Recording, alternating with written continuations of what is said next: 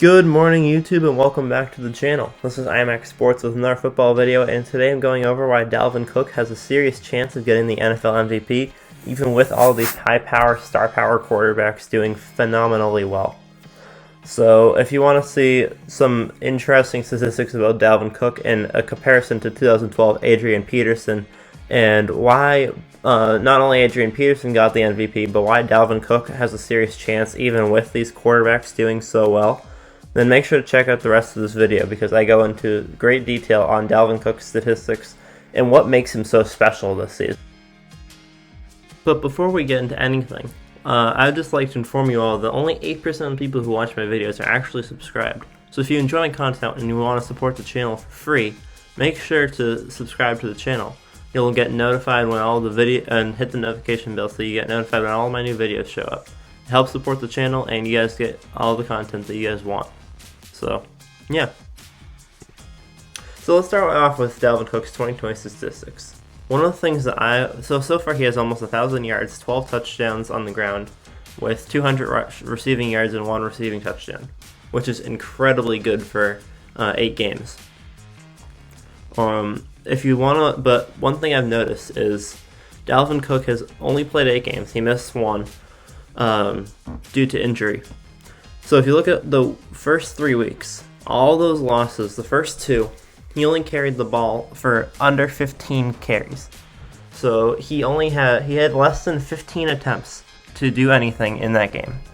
Against Tennessee, he had 22 carries and they only lost by 1 point. So one thing I'd like to point out is that in the 5 games that he carried the ball for over 20 times, they are 4-1. And in the 4 games that Minnesota's played where Dalvin Cook has carried the ball less than 20 times, 3 games where he was on the field and 1 game where he was injured, they lost all 4 of them. And I'm not sure if this is a coincidence or if this is an actual thing, if there's a reasoning behind this, but throughout this video, those 20 attempts are going to look pretty significant, is all I'm going to say.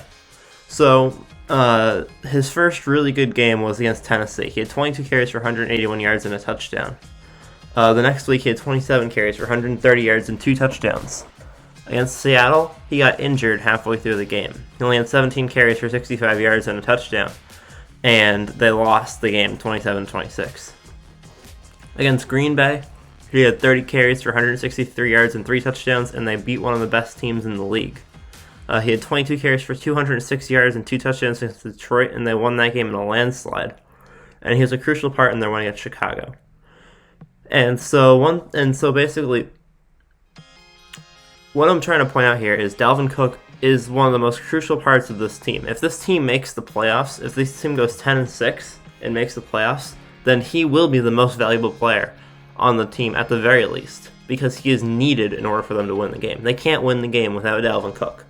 And I'm going to show you some other. So if we move on to Kirk Cousins, what Kirk Cousins has done in 2020. I highlighted the 5 games where Dalvin Cook carried the ball for over 20 attempts. In the 4 games that he didn't, he had a passer rating of 118, 16, 93, and 90. Those are the 4 games that Dalvin Cook did not carry the ball or didn't carry it for over 20 attempts. In the 4 games he carried the ball for over 20 attempts, he had a quarterback rating of 96, 127, 138, 142, and 101. So the lowest passer rating that Kirk Cousins has had when Dalvin Cook carried the ball 20 times or more is higher than 3 of the 4 games where Dalvin Cook did not carry the ball 20 times. And I know this seems like an arbitrary statistic, but it keeps showing up because the more they run the ball with Dalvin Cook, the better the team does. And it's really, they have a plus 33 point differential when Dalvin Cook runs the ball 20 times, and they have a minus 44 point differential when he doesn't. And it's a crazy statistic, but it's true. And Dalvin Cook is the reason why this team is starting to win games. If you move on to Adrian Peterson's stats for 2012, I'm sorry that this is a little bit small. But there you don't see the same correlation. But towards the end of the season, those last 5 games, they won the last 5 games they won the last 4 games of the season, and in 2 of those 4 games he had 200 yards, and in 3 of them he had 150 plus yards. They also played Green Bay 5 weeks before the season ended, and he had 210 yards.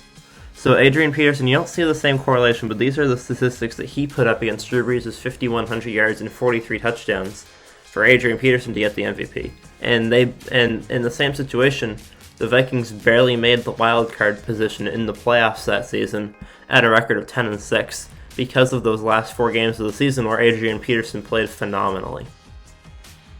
I'm not at all saying that these 4 wins are the only reason why he got the MVP, but without those 4 wins, Adrian Peterson would not have gotten the 2012 MVP.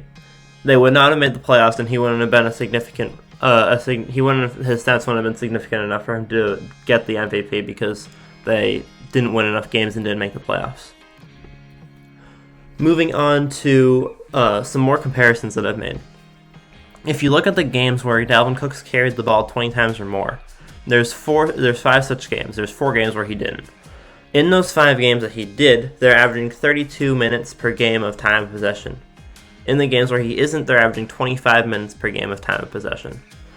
And the only reason why the 25 is so high is because there's a week 5, there's a 40-minute outlier. Every other game is 21 minutes or less. And if you look at the weeks where he carries the ball 20 times or more, 27 minutes is the lowest amount of time possession of all 5 of those weeks, with 2 well above 35. And time possession is very important, especially in this NFL, because if the Vikings defense isn't very good, then they're keeping their defense off of the field. So in the games where Dalvin Cook isn't playing as much, he's giving the Vikings less attempts to score points, but he's also giving the opponent less attempts to score points. And if the Vikings can capitalize on theirs by using Dalvin Cook in a slow, methodical approach to their drive, then they're going to be more effective and efficient than their opponent, even with their bad defense. And then if you compare him to Adrian Peterson, I have his statistics for the whole season, and then I have in 20-plus carry games below it. In the whole season, he has 120 rushing yards per game compared to Adrian Peterson's 131. But in games where he carries the ball 20 times or more, he has 155. If you look at yards per carry, he has 5.5 to Adrian Peterson's 6 in 2012. But he has 5.9 yards per carry with 20 or more attempts per game, which is actually weird because usually with a larger sample size, players do worse, but it seems like he does better with a larger sample size. With receiving yards per game, he has 32 yards per game compared to his usual 24, and that's compared to Adrian Peterson's 14 normally in his 2012 season. And Dalvin Cook also gets 13 yards per reception in the games where he catches the ball 20 times or more. Which there shouldn't be a correlation between those two, but there actually probably is because they're expecting more running plays, so the receiving plays do better. And then if you look at touchdowns, in 8 games played, Dalvin Cook has 12 touchdowns and a receiving touchdown. In a 16-game season, Adrian Peterson had 12 rushing touchdowns and a receiving touchdown. And in just the 5 games where Dalvin Cook carried the ball 20 times or more, he had 8 touchdowns on the ground and 1 receiving. And in the Bears game this last week, he didn't get any touchdowns. So in 4 games, he's had 9 touchdowns. And I can see Dalvin Cook ending the season with over 20 rushing touchdowns and 2,000 yards because the Vikings need him to play. If the Vikings don't have Dalvin Cook on the field carrying the ball 25 times or more, then they're not going to win games because they haven't won games, and they need Dalvin Cook to be that constant threat. So if they keep running it down the opponent's throat, they keep keeping their drives slow and methodical, then they will make the playoffs, and Dalvin Cook will be the NFL MVP because he will have 2,000 yards and he'll have those touchdowns.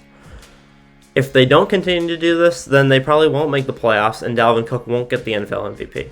So I'm not saying that it's anywhere near a lock for Dalvin Cook, but if the Vikings make the playoffs, and it is continuing to be solely because of Dalvin Cook, then he will get the NFL MVP. So I hope you guys enjoyed the video. It was a little bit interesting, and I hope that you guys found it interesting as well. I love doing the research for this, and I really thought that the information was interesting. It was very fun to read. So thank you guys again for watching. Thank you for all the support. We're about to reach 350 subscribers. I couldn't be more excited. So thank you guys so much for all the support. Make sure to subscribe if you haven't already. And I'll see you all in the next video. Peace out.